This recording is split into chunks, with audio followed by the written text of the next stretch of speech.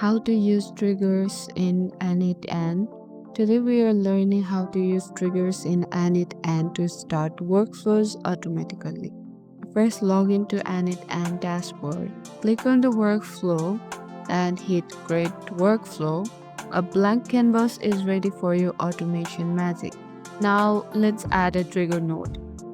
Click plus add node and choose from options like manual trigger, cron webhook, or app-specific trigger like Google Fit trigger. Click on the node to configure. Manual trigger run a workflow on demand. Cron trigger schedule workflows to run at specific time. Webhook trigger activate workflow when a URL is called.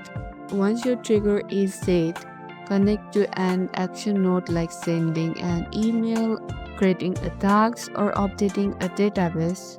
This makes your workflow come alive whenever the trigger fires. Finally, save your workflow and hit activate. Now your workflow will automatically run based on your trigger. No manual click needed. And that's how trigger work in N8N. Set them up, connect your nodes, and watch your automation run on autopilot. If this helped, hit like, subscribe, and hit the bell icon for more N8N tips. See you in the next time.